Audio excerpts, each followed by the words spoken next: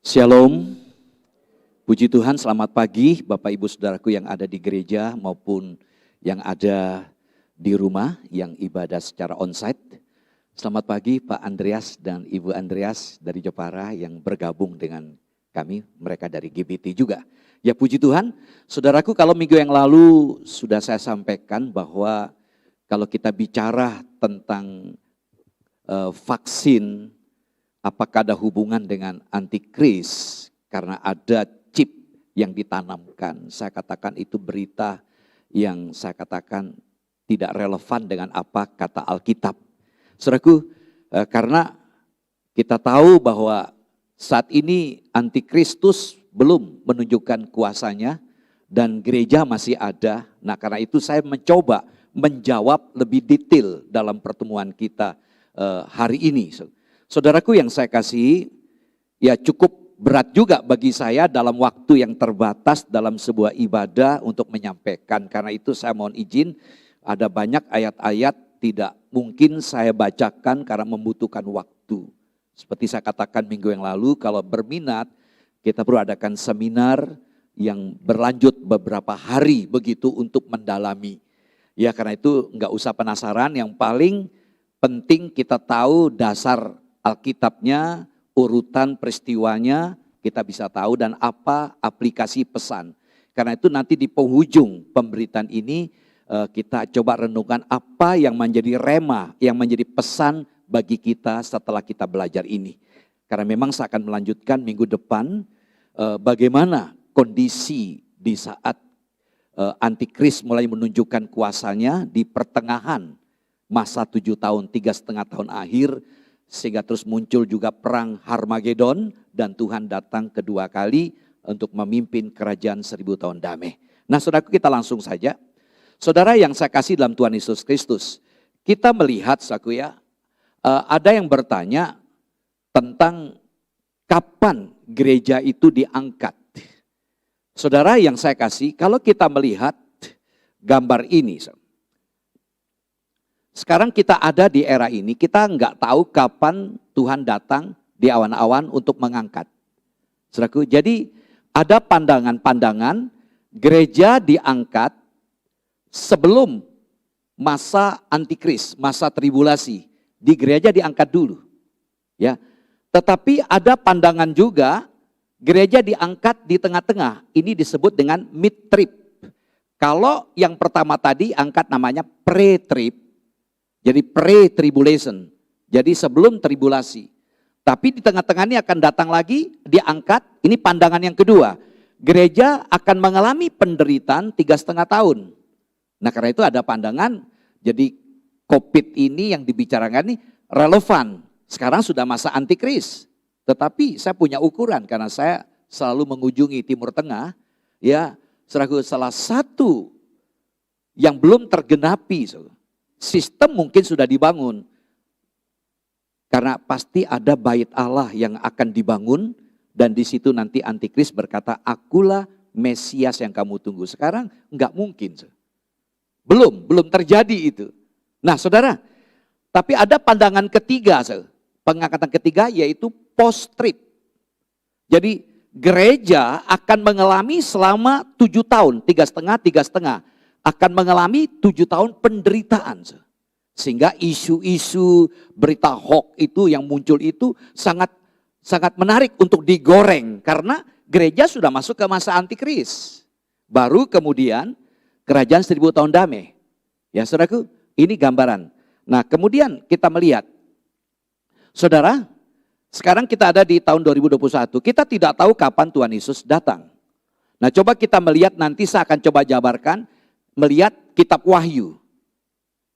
Saudaraku, kitab Wahyu kitab yang paling sulit untuk ditafsirkan. Bahkan jarang pendeta berkhotbah tentang hal ini. Kalau dia tidak sungguh-sungguh belajar, bisa berbahaya yang diajarkan.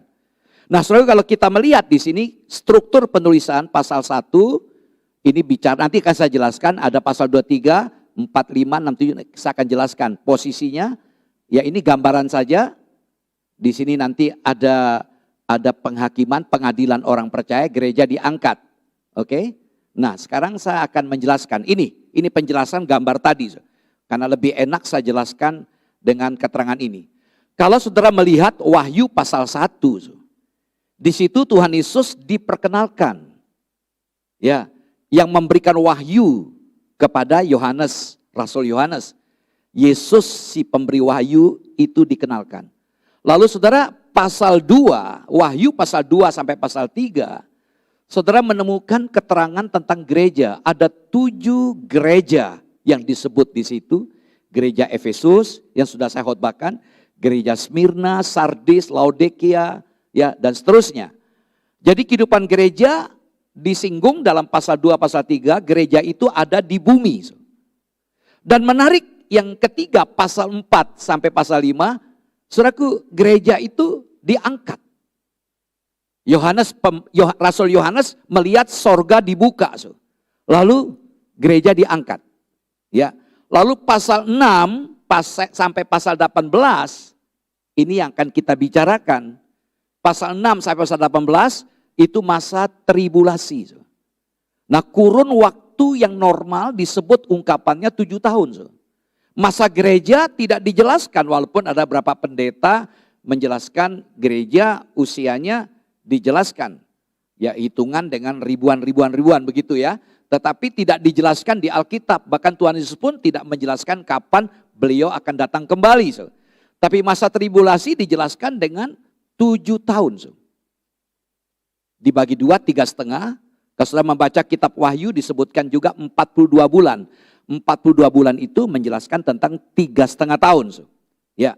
Lalu pasal 19, prosesi kedatangan dan kemenangan Kristus terhadap musuh-musuhnya. Tuhan Yesus datang dari awan Tuhan Yesus turun ke bumi bersama dengan saleh-salehnya anak-anak Tuhan yang sudah diangkat turun lalu memerintah.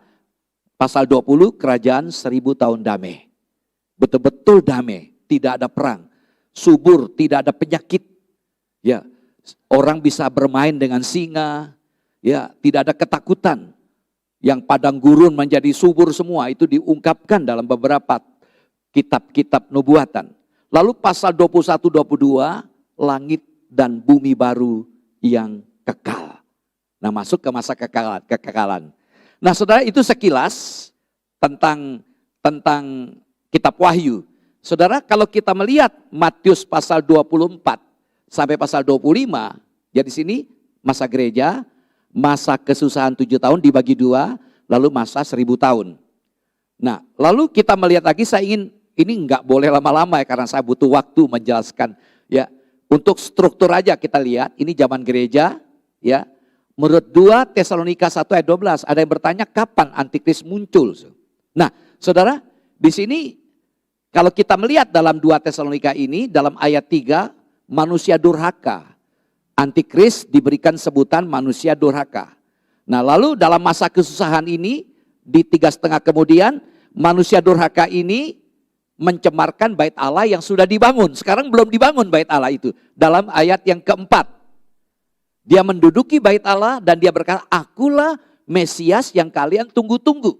Sembahlah aku, akulah Yesus yang sejati. Nah, nanti di sini, ya.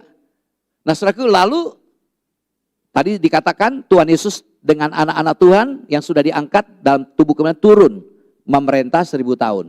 Nah, Yesus membinasakan manusia durhaka itu. Setan dikerangkeng selama 1000 tahun. Di penghujung, setan dilepaskan, terjadi perang Gog Magog. Dan itulah akhir dunia. Nah, saudaraku, kita langsung ke materi. Sekarang apa itu tribulasi? Saya sudah ungkapkan kemarin, kata tribulasi dari kata Latin, dari kata tribulum. Tribulum ini sebuah alat pertanian yang untuk memisahkan biji jagung dengan sekamnya, kulitnya dipisahkan. Bayangkan ya, alat yang tajam memisahkan. Kalau kita sebagai manusia tentu begitu sakitnya, terluka. Nah, ini gambaran yang dijelaskan dalam bahasa Inggris disebut dengan tribulation, yaitu masa kesengsaraan. Jadi ini bicara tribulum itu memberikan makna, gagasan, pengertian, keadaan yang betul-betul penuh kesukaran, penderitaan, dan penindasan. Nah, masa kesengsaraan yang dahsyat ini sebagai akibat dari apa? Dari tindakan antikris. Tapi dengarkan, bukan hanya tindakan antikris. Karena di saat inilah Allah menyatakan kemarahannya. Selama ini kita berpikir kalau ada orang berdosa kok Allah tidak menghukum. Sepertinya ada pembiaran, ketidakadilan muncul. Bahkan yang jahat pun dibela. Tapi kita lihat nanti Allah menyatakan kemarahannya. Seringkali kita berpikir Allah itu kasih, nggak mungkin marah. Ya, ingat hakikat Allah di samping dia Allah yang maha kasih, Allah kita adalah Allah yang maha kudus. Berarti dia tidak bisa menyatu dengan dosa. Dan dia Allah yang adil, karena itu menyatakan keadilannya. Nah di masa tribulasi ini Allah menyatakan keadilannya dengan menunjukkan kemarahannya yang mengerikan. Dan ini terjadi bagi semua umat manusia yang diam di bumi pada saat itu. Nah kalau kita menganut pandangan pre-trib, kita tidak ada di sini. Kita sudah diangkat dulu. Karena iman kita kepada Tuhan Yesus. Nah saudara, apa tujuan tribulasi? Mengapa perlu terjadi tribulasi masa aniaya ini? Saudaraku, paling tidak ada 4 tujuan. Yang pertama untuk membuktikan kepalsuan pernyataan iblis. Sejak awal penciptaan Adam dan Hawa dikerjain oleh iblis sehingga mereka jatuh dalam dosa. Bahkan Tuhan Yesus sebelum dia melayani ditipu juga, dirayu dengan 3 kali serangan. Dan begitu banyak kebohongan-kebohongan yang dibuat oleh setan. Karena itu Yesus berkata bahwa iblis atau Satan itu adalah bapak dari pembohong. Nah jadi kalau kita suka berbohong, kita adalah anaknya iblis, anak setan. Karena bapaknya itu adalah pembohong. Nah saudaraku, yang kedua mempersiapkan para martir dan himpunan besar bangsa non-Yahudi yang percaya sehingga mereka dapat masuk ke dalam kerajaan 1000 tahun damai, KST. Artinya apa?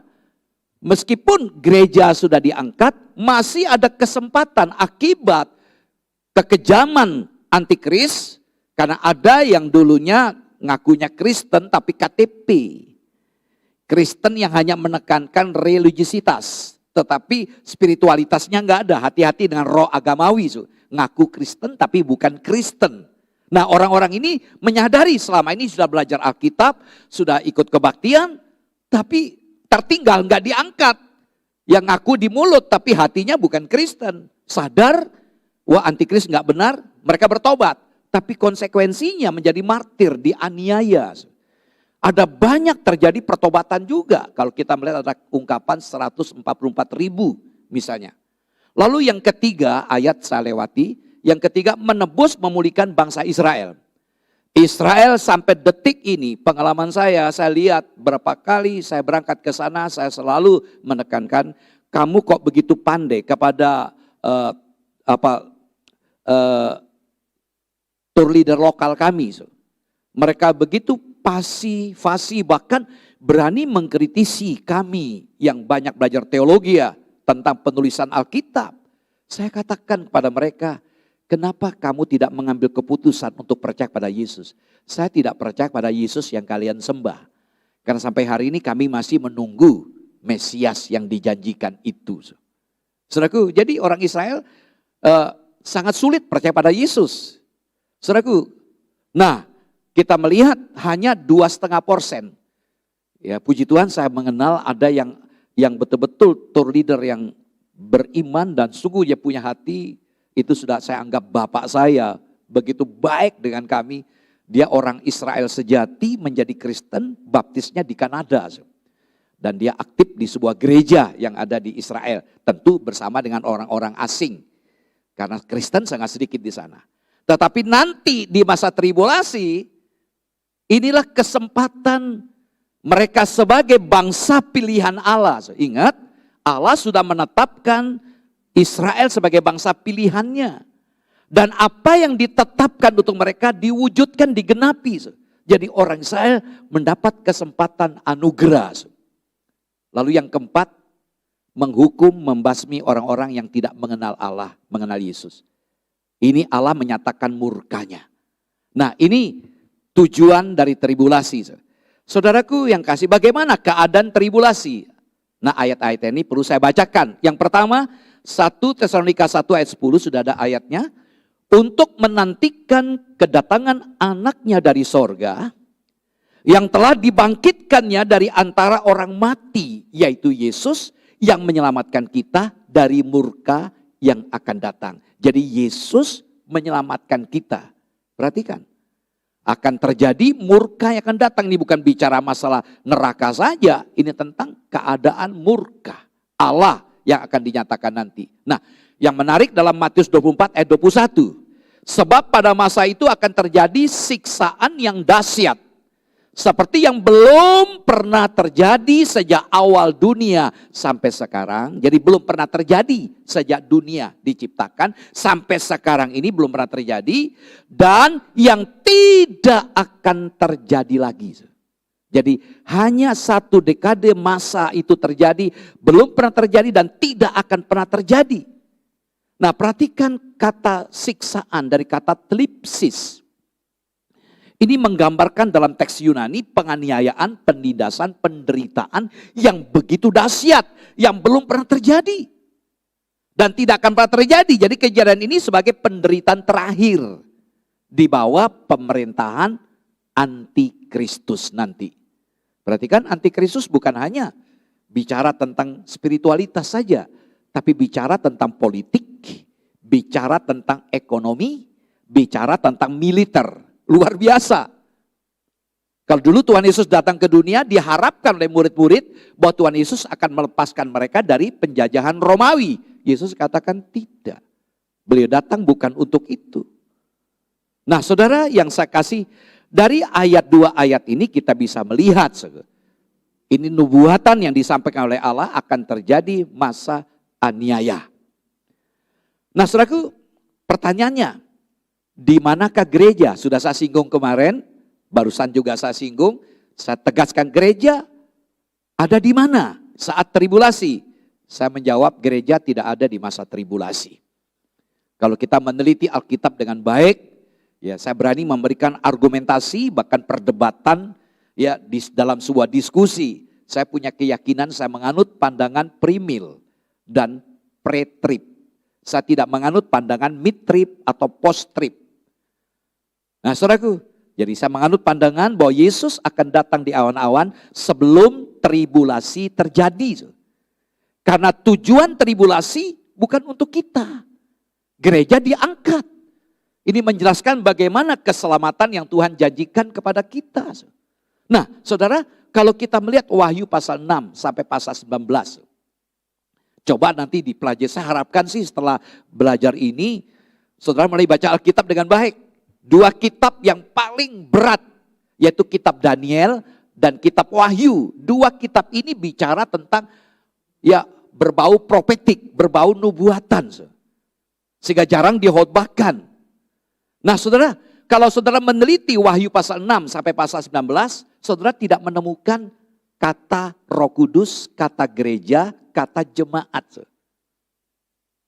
Tolong diperhatikan. Tadi dalam struktur penulisan sudah dijelaskan. Dalam Wahyu pasal 2, pasal 3 kita menemukan data tentang gereja yang ada di bumi. Lalu pasal 4 sampai pasal 5 gereja diangkat.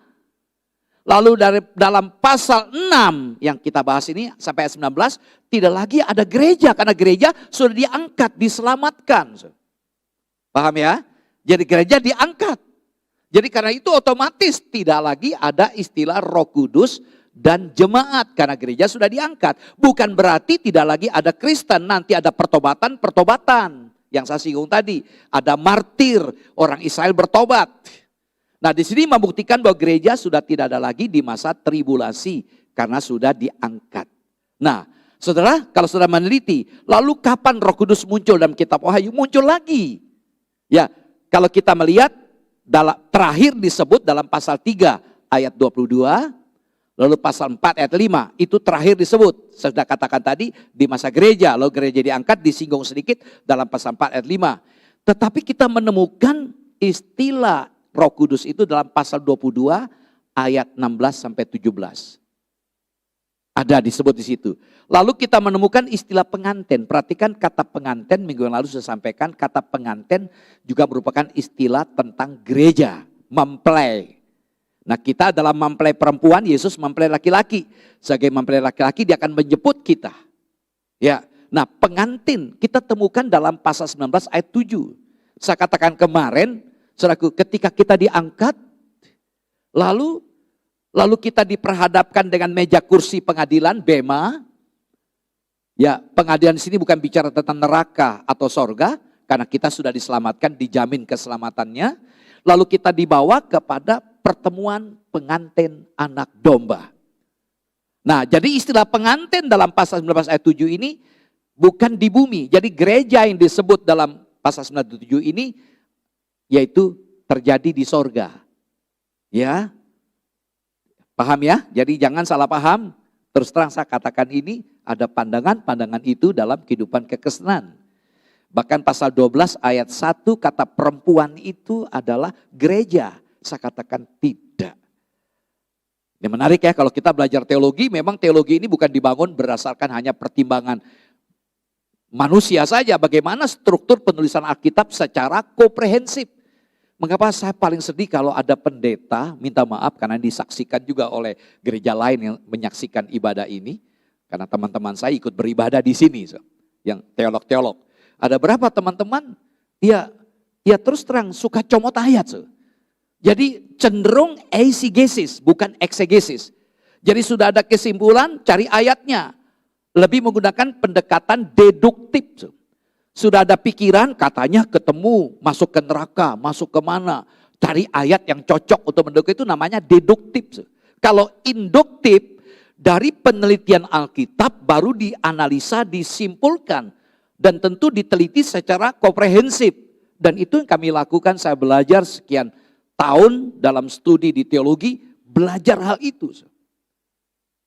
Nah, misalnya kalau bicara deduktif ya, ini contoh. Saya sebagai seorang pasien datang ke dokter, dokternya Bang Filo. Dok, belum apa-apa. Bang Filo sebagai dokter, wah Pak Henok sakit ini, sakit ini, sakit ini. Itu deduktif. Lalu beliau ngambil sebuah keputusan, obatnya ini. Tapi kalau induktif, silakan duduk Pak Henok. Apa yang Pak Henok rasakan? Oh demam sudah 3 hari ini, dan kepala saya pusing, segala macam, suhu badan saya tinggi.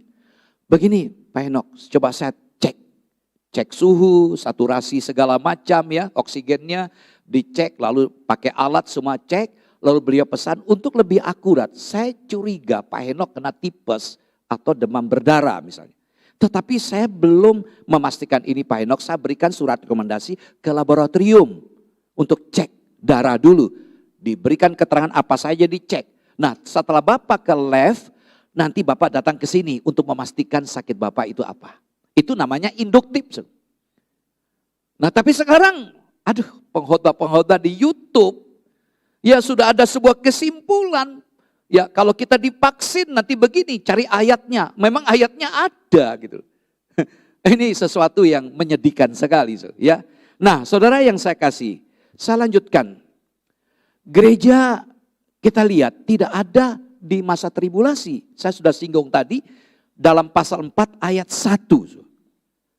Wahyu 4 ayat 1 dikatakan Rasul Yohanes setelah gereja diangkat, gereja bicara tentang gereja, lalu dibukakan pewahyuan. Dia melihat sorga dibuka. Dan dia melihat 24 tua-tua yang meletakkan mahkota Stefanus di bawah kaki Tuhan. Untuk memuliakan Tuhan. Hanya Yesus menerima pujian, hormat, dan kuasa. Ini membuktikan bahwa gereja tidak ada. Nah saudara yang saya kasih, Wahyu 3 ayat 10 sebagai bukti yang akurat, saya sudah singgung kemarin, saya bacakan ayat ini. Karena engkau menuruti firmanku, ini gereja Philadelphia, TPA ini sangat komprehensif untuk bagi kita yang sudah mengalami penebusan. Karena engkau menuruti firmanku untuk tekun menantikan aku, maka aku pun akan melindungi engkau dari hari pencobaan yang akan datang dari atas seluruh dunia untuk mencobai mereka yang diam di bumi. Perhatikan keterangan melindungi. Jadi bagi kita yang menantikan kedatangan Tuhan, kita akan dilindungi. Dilindungi dari hari apa? Namanya hari pencobaan. Apa itu hari pencobaan? Itu sebutan lain tentang tribulasi. Ada begitu banyak sebutan tribulasi, hari Tuhan, hari pencobaan. Jadi Kristen, gereja, Kristen bertobat betul-betul akan dilindungi dari hari pencobaan. Nah, hari pencobaan ini tidak terjadi secara atau setempat atau lokal, dikatakan seluruh dunia. Nah, lalu orang-orang yang menganut pandangan orang-orang yang mengatakan bahwa corona ini sudah menyebar, benar ya, kebenarannya ada seluruh dunia. Sekarang sudah masa antikris. Tapi apa kata Alkitab tentang tribulasi? Enggak ada, hanya bicara tentang COVID. Isu-isu, maaf ya, Bill Gates, segala macam, itu adalah orang-orang antikris, itu omong kosong semua. Ya, dikaitkan semua seperti itu. Nah, saudara yang saya kasih, coba kita meneliti secara eksegesis ayat-ayat ini. Wahyu 3 ayat 10, pertama hari. Nah, kalau dalam bahasa Yunani kata hari itu dari kata hora. Kata hora bisa berarti jam. Berarti hari pencobaan berarti jam pencobaan. Bisa diterjemahkan juga hora ini 1/12 dari waktu antara fajar dan senja. Fajar dan senja. Nah, bisa juga berarti katanya lebih kurang 60 menit. Tapi saya lebih setuju dengan kata hora ini jam. Jam pencobaan. Sementara kata pencobaan dari kata pirasmus. Pirasmus ini artinya masa kesengsaraan. Dalam kitab Daniel pasal 9, 24, 27 disebut dengan minggu ke-70. Minggu depan saya bahas ini. Murka yang akan datang, ayat tadi kita baca. Jadi murka akan datang ini bukan bicara tentang neraka, saya katakan ulang ya. Jadi bicara tentang hari pencobaan, tribulasi. Dan menarik dalam Wahyu 3:10, bagi kita yang menantikan Tuhan dikatakan akan dilindungi. Nah, kata melindungi dari hari pencobaan, itu dari kata Yunani tereo ex. Tereo ex artinya melindungi dalam atau mengambil dari. Jadi kita diambil dari bumi ini, diangkat. Nah, saudaraku, lalu hari pencobaan ini terjadi atas seluruh dunia. Berarti ini mengacu pada penghakiman Allah pada orang-orang tidak percaya di seluruh dunia. Nah, saudara, kembali ke Wahyu 6 Wahyu pasal 6 sampai pasal 19, ada 13 pasal. Nah, di sini menjelaskan masa kesusahan, tribulasi dengan rinci. Saya agak berat untuk menyampaikan ini karena membutuhkan waktu. Ya, semoga minggu depan saya akan ambil inti-intinya ya. Nah, kita bisa membaca ada 3 seri penghukuman. Pertama, pembukaan 7 metre dari satu gulungan. Yang kedua, pada peniupan sangkakala. Yang lalu kan heboh ya, berapa tahun yang lalu sangkakala bunyi di mana-mana. Ya, wah di Eropa, ya di Amerika ada sangkakala terdengar bunyi. Wah, mulai heboh. Terus ada namanya moon blood, ya bulan berdarah segala macam. Lalu dihubungkan dengan akhir zaman. Itulah kondisi dunia teologi kita. Lalu yang ketiga, 7 cawan dicurahkan, isi tujuan dicurahkan. Jadi ada 3. Jadi kesimpulannya kejadian dahsyat ini berlangsung silih berganti selama masa kesusahan besar 3,5 tahun. Kemudian kan ada 7 tahun dibagi 2, 3,5. Mulai 3,5 tahun kemudian ketika antikris mulai berkuasa, itu terjadi terus. Nah, saudara yang saya kasih dalam Tuhan Yesus Kristus, sekarang kita masuk ke topik yang menjadi pokok pembicaraan kita, yaitu siapakah antikristus. Dalam teologi kekristenan, teologi Kristen, antikristus adalah pemimpin yang sudah dinubuatkan oleh Alkitab. Pemimpin ini akan menjadi musuh dari Tuhan Yesus yang akan menyesatkan banyak orang. Jelas itu terjadi di masa tribulasi. Bicara pemimpin. Nah, saudara, kata antikristus dari kata anti dan Kristos. Anti itu mengganti, menentang, melawan, atau mengambil tempat orang lain. Jadi anti itu ada perlawanan, ada pergantian. Lalu Kristus itu artinya yang diurapi, sama dengan makna kata Mesias. Itu yang diurapi. Nah, lalu kita lihat kemudian, ada berapa ayat yang membicarakan tentang antikristus. Rasul Yohanes dalam surat Yohanes, tidak usah saya bacakan, saya berikan keterangan. Dalam 1 Yohanes 2 ayat 18, 2 kata antikris kita temukan dalam ayat ini. Jadi ada 2 ya. Lalu 1 Yohanes 2 ayat 19, kita temukan juga ya keterangan mereka itu berasal dari antara kita. Di situ jelaskan ya. Oke, saya lompat. Lalu ayat 22. Disebut ada kata antikristus, ayat 22.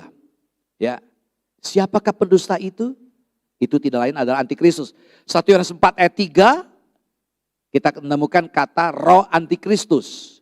2 Yohanes 1 ayat 7, antikristus disebut dengan penyesat juga. Jadi ada 5 kata saya. Tapi 5 kata ini yang bikin heboh dunia Kristen. Jadi kita temukan ayat ini yang tertulis dengan istilah antikristus. Kita temukan ada 5 di surat Yohanes. Nah saudara, nah sekarang kita fokus ke 1 ayat saja. 1 Yohanes 2 ayat 18. Supaya aktif sama-sama, kita baca sama-sama ya. 1 Yohanes 2 18, 2, 3. Anak-anakku, waktu ini adalah waktu yang terakhir, dan seperti yang telah kamu dengar, seorang antikristus akan datang. Sekarang telah bangkit banyak antikristus. Itulah tandanya bahwa waktu ini benar-benar adalah waktu yang terakhir. Jadi Rasul Yohanes mengatakan ini adalah waktu yang terakhir. Nah, menarik di sini kita menjumpai ungkapan seorang antikristus. Berarti satu pribadi. Yang kedua, banyak antikristus. Nah, kita mulai bingung ya. Coba saya akan jelaskan. Yang pertama kita lihat keterangan dari ayat ini, waktu yang terakhir. Sebenarnya penulisan waktu yang terakhir tidak pakai artikel. Jadi waktu terakhir. Artinya hari-hari terakhir. Ingat kata waktu tadi, kata jam, hora. Selang waktu yang pendek. Kata terakhir itu dari kata eskaton atau eskatos. Dari kata eskatos ini muncullah eskatologi. Ilmu teologi tentang akhir zaman. Nah ketika bicara waktu terakhir ini tidak lain bicara tentang Yesus yang akan datang kembali keempat. Kedatangan Kristus kedua kali keempat. Nah ungkapan dalam 1 Yohanes 14 kita menemukan keterangan sekarang telah bangkit. Ya kembali ke ayat tadi. Nah anak-anakku, waktu ini adalah waktu yang terakhir dan seperti yang telah kamu dengar, seorang antikristus akan datang. Perhatikan, sekarang telah bangkit banyak antikristus. Sekarang telah bangkit. Nah, tensis, bentuk waktu. Penulisan sekarang telah bangkit ditulis dalam bentuk waktu perfect, aktif, indikatif. Artinya apa? Roh, perhatikan, bukan pribadi. Roh antikristus sudah ada dan aktif. Sejak zaman dulu, mulai dari Kain, Nimrod, Nebukadnezar, dan terus sampai sekarang ini. Tidak usah saya terlalu terperinci ya. Jadi setiap ajaran, setiap gerakan-gerakan agama yang menentang Yesus itu disebut dengan roh antikristus. Bahkan maaf, yang memperlakukan ketidakadilan terhadap orang Kristen bisa disebut dengan roh antikristus. Paham ya? Jadi roh antikristus sudah ada dan aktif sampai hari-hari ini. Bahkan bisa jadi ada orang-orang Kristen pun yang bisa digoyahkan imannya oleh karena sakit gak disembuhkan, oleh karena ekonomi miskin, lalu ada yang membantu dengan catatan siap pindah agama. Nah itu pekerjaan roh antikristus. Nah kemudian saya lanjutkan. Ada dua kategori kelompok antikristus tadi. Bersifat jamak, banyak ya. Banyak antikristus. Yang kedua bersifat tunggal, singular. Pertama plural, yang sudah aktif, sudah ada dan aktif. Lalu singular, yang tunggal. Nah, antikristus yang tunggal ini menjelaskan seorang, perhatikan, seorang penguasa otoriter. Sekarang belum ada. Mana? Penguasa otoriter dalam dunia ini. Yang akan muncul, sekarang belum, akan muncul untuk menguasai dunia. Untuk menghujat Yesus. Sekaligus memproklamasikan dirinya, aku adalah Mesias. Aku adalah Allah yang harus disembah oleh seluruh bangsa dunia. Jadi pemimpin yang otoriter sekaligus dia mengatakan akulah Allah. Sekarang enggak ada. Mana berani pemimpin, presiden atau raja yang aku adalah Allah. Enggak ada. Tapi nanti akan muncul itu. 2 Tesalonika 2 ayat 4. Hingga saat ini antikristus tersebut belum muncul. Nanti ayatnya kita akan baca ya.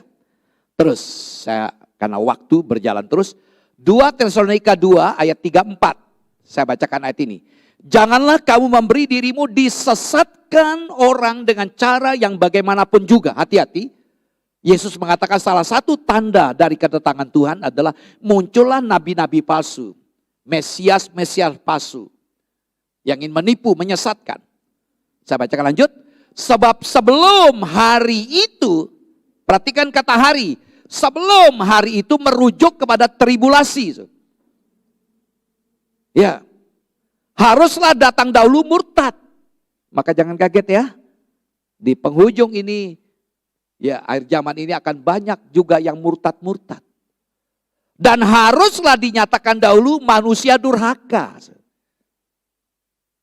Nah siapa manusia durhaka? Itu sebutan dari antikris. Yang harus binasa, yaitu lawan. Perhatikan lawan. Yang meninggikan diri dari atas segala yang disebut atau yang disembah sebagai Allah. Bahkan ia duduk di bait Allah dan mau menyatakan diri sebagai Allah. Perhatikan dalam 1 Tesalonika 2 ayat 4. Dia menjajakkan kakinya duduk di bait Allah dan dia menyatakan dirinya adalah Allah. Bisa kita bandingkan Wahyu 13 ayat 5 sampai 6. Ya 3,5 tahun dia berkuasa, lalu menghujat Allah, lalu kemah di depan Allah dicemarkan. Bisa dibandingkan Daniel pasal 7 ayat 25.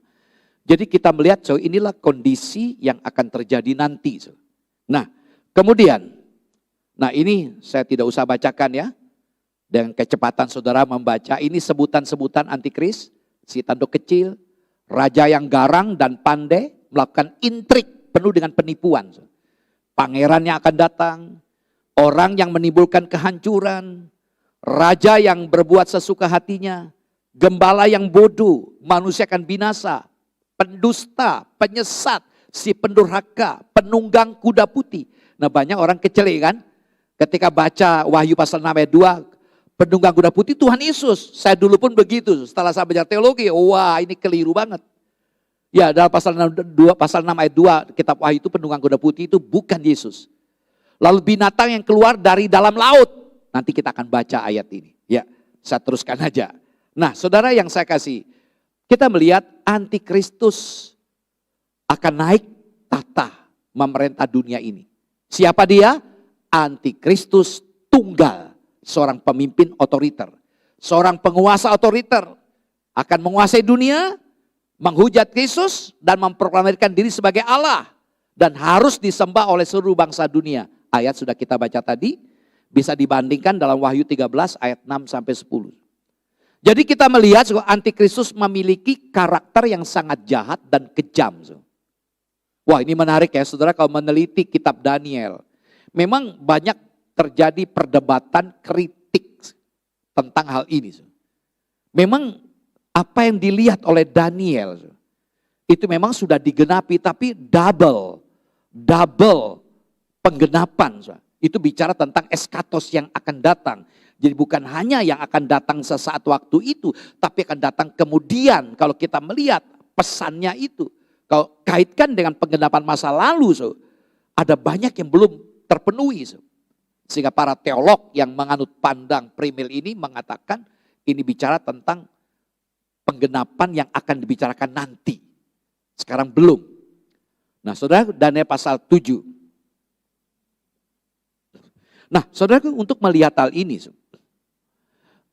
Daniel diperlihatkan dengan penglihatan tentang binatang. Menarik ya. Kerajaan besar dunia. Pertama, Babel. Ingat, Daniel di masa Babilonia juga. Daniel dia terlibat ambil bagian sebagai orang ningrat bangsawan Yehuda, dibuang. Ya, luar biasa. Dia menghadapi 3 kerajaan ya. Ya. 3 raja bukan tiga raja. Nah, Babel dilukiskan sebagai singa dalam pasal 7 ayat 4.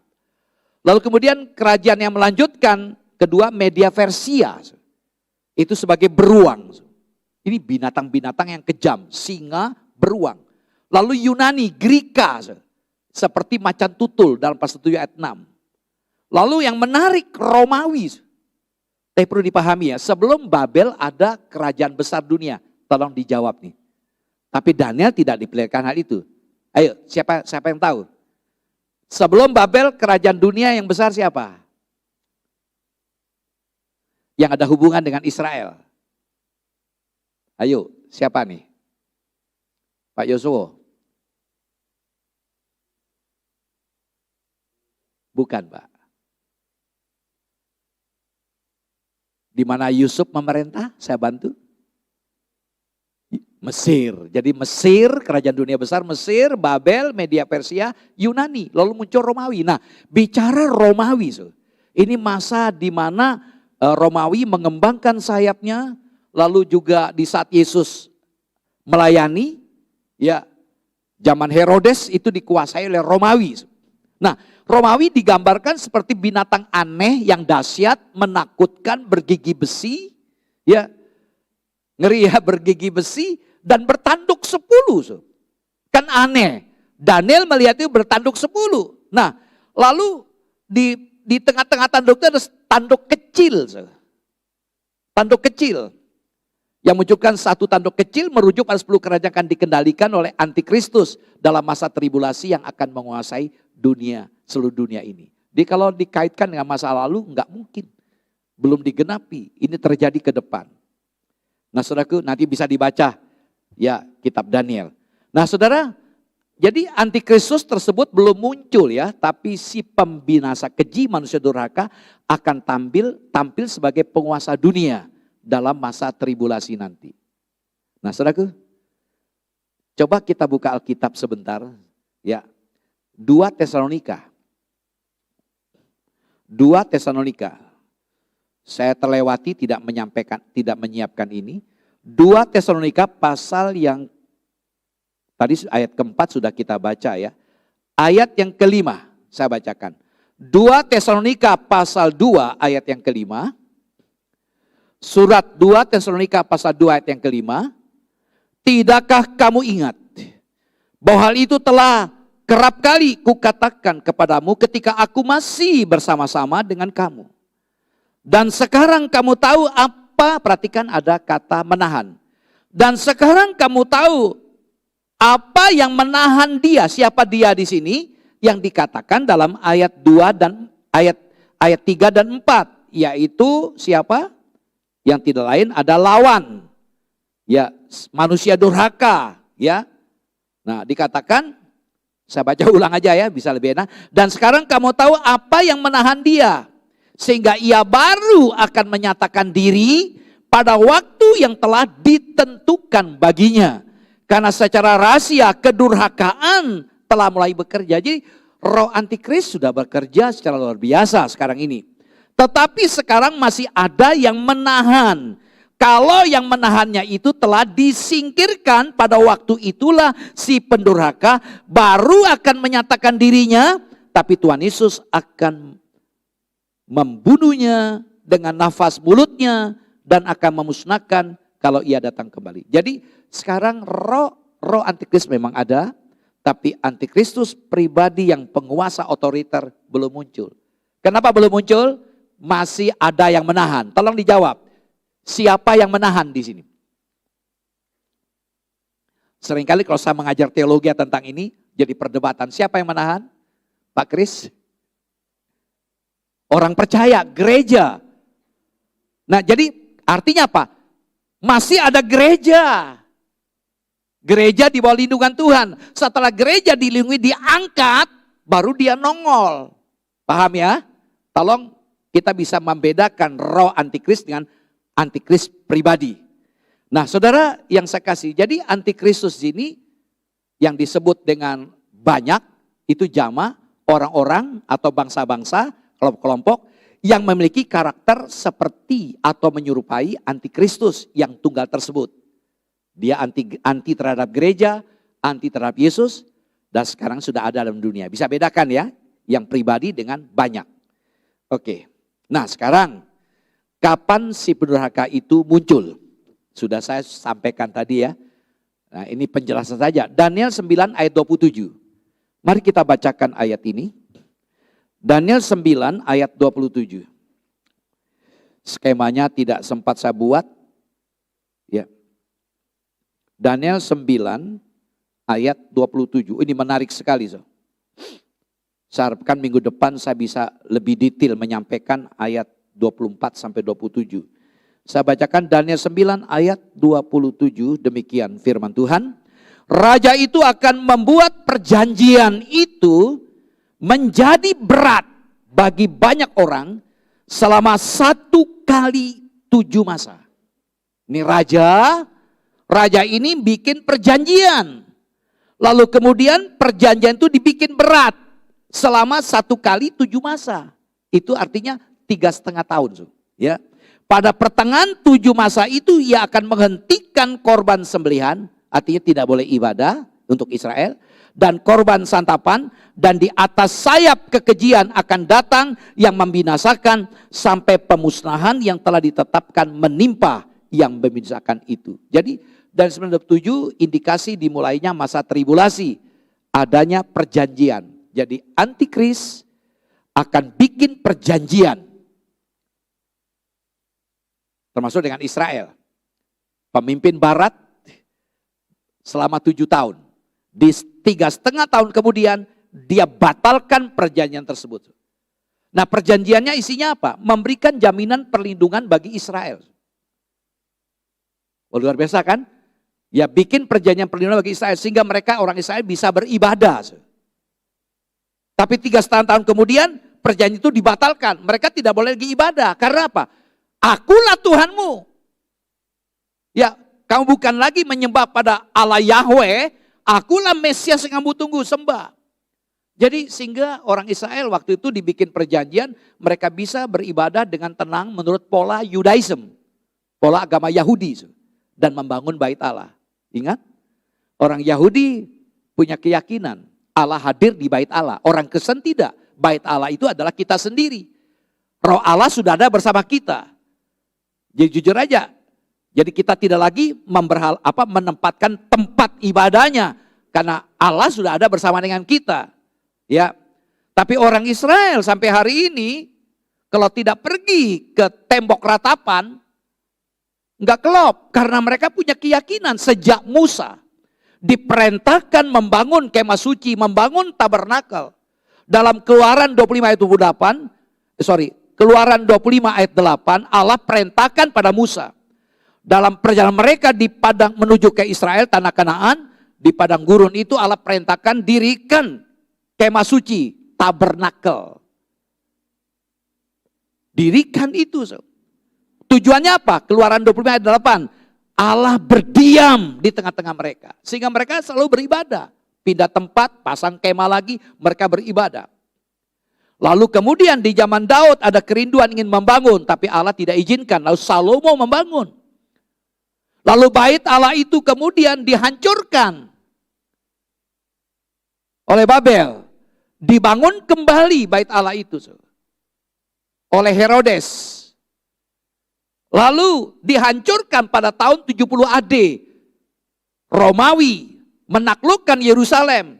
di bawah pemerintah, di bawah perintah Jenderal Titus, bait Allah itu hancur sampai sekarang belum dibangun. Tapi bagi orang Israel, ibadah di bait Allah itu sesuatu yang sangat penting. Saudara kalau pergi ke sana, saudara melihat di tembok ratapan terutama dari kelompok ortodok, namanya ultra ortodok. Saudaraku, mereka pakai topi hitam, rambut kiwir-kiwir, jubah, ya mereka menyembah. Menghadap ke dalam sana, karena Allah hadir. Nah sementara ini tempat ini tinggal puing. Tinggal puing aja, di atas itu sudah ada tempat ibadah lain. Masjidil Aqsa dan Dome of the Rock. Dikendalikan oleh kekasih kita, saudara kita. Tetapi nanti akan terjadi itu. Nah, saudara, maaf saya cari gambar yang nggak ada saya enggak ketemu. Maaf ya, ini bukan ingin pamer ya. Maaf. Nah itu yang kuning-kuning itu Dome of the Rock, bukan Masjidil Aqsa. Jangan ya, banyak orang keliru kalau saya mimpin, oh itu Masjidil Aqsa. Yang kuning bukan, itu Dome of the Rock. Ini punya sejarah teologi yang sangat dalam. Ya, kesempatan lain saya akan jelaskan ini. Tapi di Facebook seringkali saya ceritakan apa itu Dome of the Rock. Ya, sehingga orang Kristen pun perlu berkunjung ke situ karena ada sejarah kaitan dengan kitab suci juga.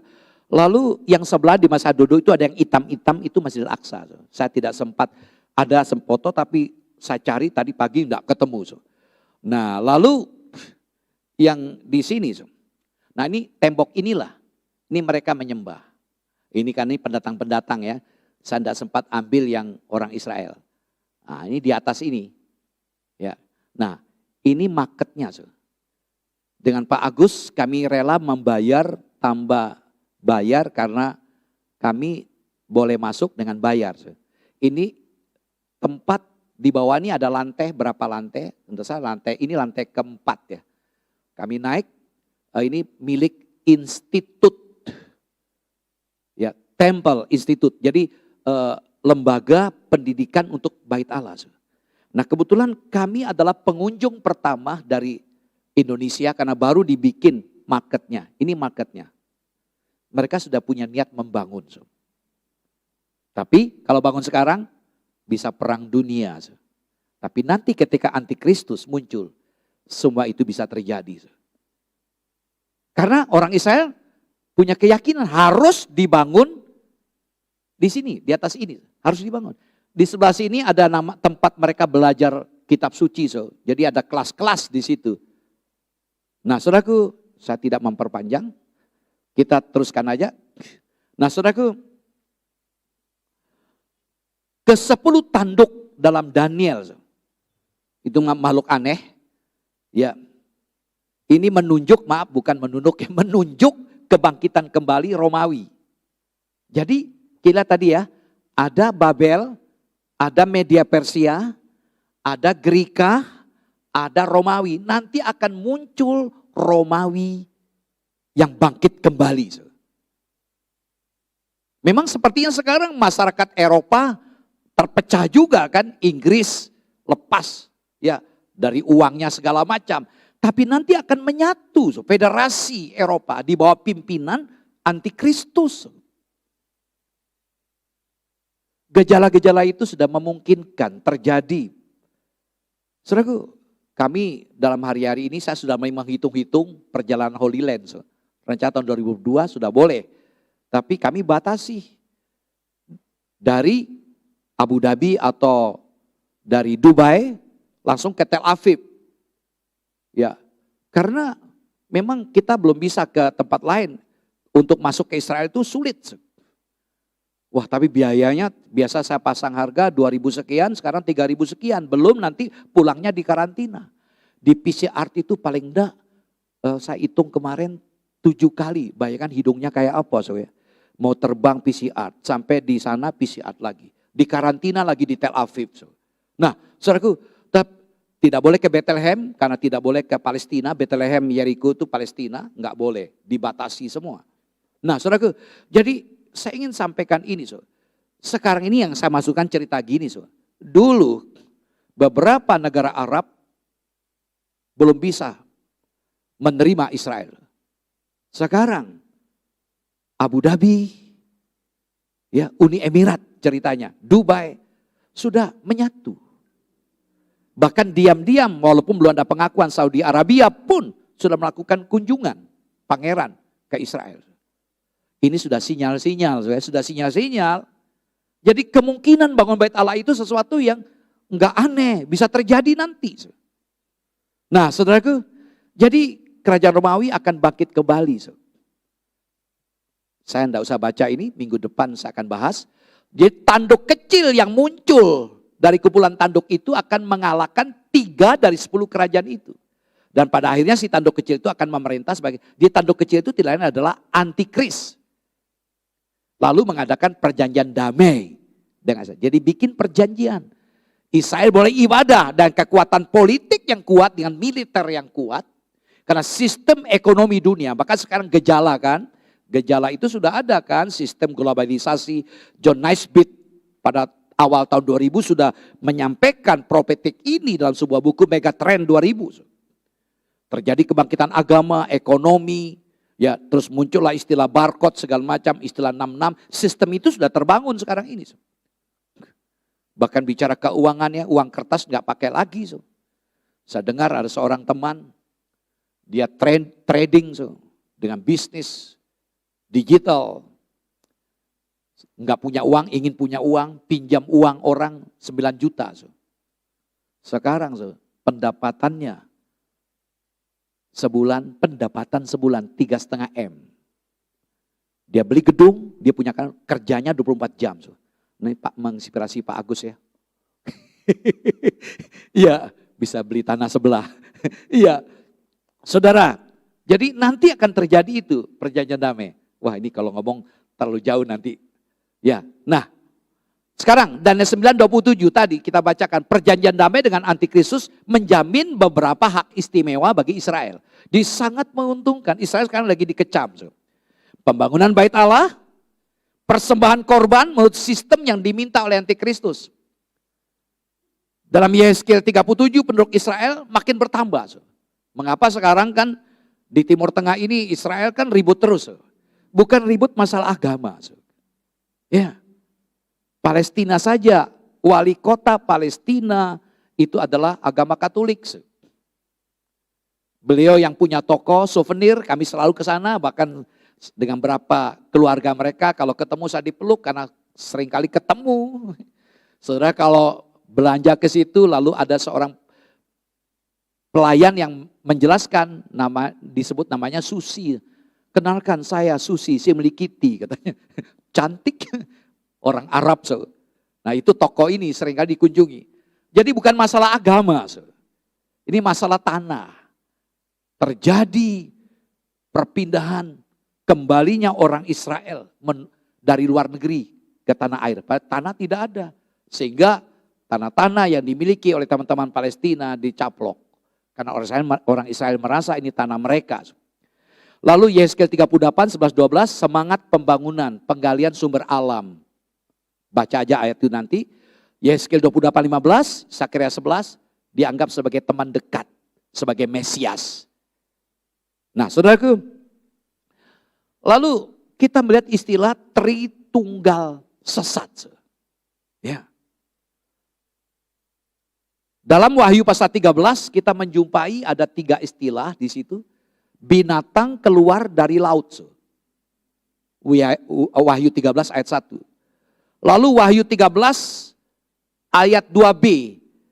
Diktator dunia dan naga. Yang memberi otoritas kepada si antikris. Yang keluar dari laut tadi. Yaitu setan. Lalu yang ketiga, binatang yang muncul dari bumi. Itu nabi palsu. Yang memberikan pengurapan sehingga antikris bisa melakukan mujizat-mujizat. Jadi Tritunggal sesat ini adalah antikristus, setan dan nabi palsu. Ini yang memegang peranan di zaman itu. Jadi betul-betul spiritnya ya. Wah kalau kita ada binatang patung terluka, bisa hidup, segala macam dijelaskan di situ, mujizat-mujizat. Mengapa saya katakan saudaraku, tidak usah kaget lihat mujizat ya. Setan pun bisa berbuat mujizat. Ya, karena pengalaman saya sebelum bertobat, saya juga pasang ilmu-ilmu, saya melakukan hal-hal yang tidak wajar. Saya bisa menguasai orang dengan ilmu saya. Setan bisa. Tapi sudah bertobat ya, lepaskan semuanya. Nah saudaraku, nanti tolong dibaca pribadi aja Wahyu pasal 13 secara utuh. Nah saudaraku, kata binatang yang dicatat dalam Wahyu 17 ayat 8 sama dengan Wahyu 13 ayat 1. Itu antikris yang bertanduk 10. Wahyu 17, 12, 10 tanduk itu adalah raja dan 10 kerajaan yang dipimpin langsung oleh tanduk kecil di atas tanduk 10 itu, yaitu antikristus. Wahyu 13 ayat 2, binatang itu disetarakan dengan 3 penguasa rimba yang terganas. Singa, ingat singa tadi? Babel, beruang, Media Persia, macan tutul, Grika. Ini melukiskan karakter dari pemimpin 3 kerajaan raksasa, yaitu Nebukadnezar, raja-raja Media Persia, raja Grika, Alexander the Great. Ketiga kerajaan raksasa ini menyatu. Di bawah kendali dari antikristus. Jadi antikristus sangat-sangat luar biasa. Nah saudara, sekarang saya tidak memperpanjang karena waktunya. Apa yang menjadi pesan untuk kita? Ini yang perlu kita pikirkan. Kita bukan ingin hanya tahu saja antikristus itu apa. Yang paling penting apa menjadi pesan bagi kita hari ini. Pertama, Tuhan sudah merancang dunia ini sedemikian rupa. Allah menciptakan manusia menurut gambar dan rupanya. Allah sudah mendesain manusia dengan citranya. Imagode, menurut gambar dan rupa Allah. Dan kata lain, manusia diciptakan membawa citranya Allah. Namun setan tidak senang. Ingat, setan Lucifer itu diusir dari hadirat Allah. Dan dia tidak hanya sendiri, dia membawa sepertiga malaikat turun menjadi penguasa dunia hari ini. Tapi kita melihat rencana Allah tidak mungkin bisa dibatalkan. Allah yang merancangkan adalah Allah yang memiliki kuasa dan otoritas. Karena itu Allah punya rencana. Ketika kita melihat manusia berdosa, Adam dan Hawa jatuh dalam dosa, Allah datang. Adam, di manakah kau? Kejadian 3 ayat 9. Allah tahu kalau Adam dan Hawa berdosa. Lalu Allah memberikan baju untuk penutup ketelanjangan mereka dengan kulit hewan. Itu menggambarkan tentang tebusan. Bahkan Allah berkata dalam Kejadian 3:15. Di mana keturunan Adam dan Hawa akan meremukkan kuasa si ular. Itu disebut dengan proto-evangelium. Dalam Yesaya 7 ayat 14 dikatakan itu 700 tahun sebelum Yesus lahir. Yang menebus itu dilahirkan dari seorang gadis. Gadis, kan aneh. Gadis nggak mungkin melahirkan. Seorang melahirkan berarti tidak lagi gadis, tapi ini gadis. Dan namanya disebut Immanuel. Kemudian lewat Nabi Yesa dan lewat Nabi Mika disebutkan lahir di Bethlehem Efrata. Kita melihat ketika Yusuf dan Maria pacaran dan bertunangan, sudah punya tekad keinginan untuk menikah. Malaikat berkata kepada Maria, kamu akan melahirkan seorang anak. Dan beri nama dia Yesus. Maria protes, Lukas 1 ayat 34, bagaimana mungkin hal ini bisa terjadi? Karena aku belum bersuami, kata bersuami dari kata ginosko. Aku belum kenal laki-laki, bicara kata kenal dalam bahasa Yunani ginosko. Sama dengan kata Ibrani yada, yaitu maaf bersetubuh. Bagaimana mungkin aku bisa punya anak? Aku belum diapa-apain oleh Kang Mas Yusuf. Aku masih menjaga kekudusanku. Malaikat Gabriel berkata, Roh Kudus yang memungkinkan itu. Yusuf dengan diam-diam mengerti kalau tunangannya hamil, ingin menceraikan. Karena status tunangan sama dengan resmi dengan menikah bagi orang Yahudi. Malaikat katakan tidak. Dan Yusuf akhirnya menikahi Maria, tapi tidak menyentuh Maria, tetap menjaga kekudusan. Dan menarik ketika Maria hamil tua, ada perintah dari Raja Agustus Untuk mengadakan sensus penduduk. Karena Maria dan Yusuf sama-sama dari garis keturunan Daud harus pergi ke Bethlehem. Lalu menarik kan? Sudah hamil tua, berangkat. Dan apa yang dikatakan oleh Mika, di mana bayi itu akan lahir di Bethlehem. Maria dan Yusuf dengan berat berangkat ke Bethlehem. Dan lahirlah Yesus di situ. Kenapa Yesus harus lahir? Karena satu-satunya jalan untuk menebus dosa manusia adalah kematian seorang sang penebus. Manusia tidak mungkin bisa menebus dirinya. Alkitab katakan Roma 3:23, Roma 6:23, semua manusia berdosa dan akibat dosa itu maut. Dan satu-satunya sarana penebusan harus kudus, tapi harus manusia. Karena Yesus datang, dia adalah Allah, datang menjadi manusia, menjadi substitusi pengganti dosa kita. Jadi kita melihat begitu besar kasih Allah kepada kita. Kalau kita lihat dalam Roma pasal 5 ayat 6 sampai 10. Kita mendapatkan keterangan dalam ayat 6 ketika kita masih lemah. Dalam teks Yunaninya, ketika kita masih tidak berdaya. Dalam ayat 8, ketika kita masih berdosa. Ayat 9, ketika kita masih seteru. Perhatikan ya, di saat kita lemah, di saat kita berdosa, di saat kita menjadi musuhnya Allah. Roma 5 ayat 8, justru Yesus mati untuk kita. Inilah anugerah Allah yang Tuhan berikan kepada kita. Kematiannya bukan hanya mengubah status kita dari orang berdosa menjadi seorang yang beriman. Namun sebagai orang beriman dijamin keselamatannya. Karena itu saat Allah merancangkan rancangan untuk tribulasi ini juga, gerejanya dilindungi. Biarlah kita belajar menghargai anugerah Allah ini.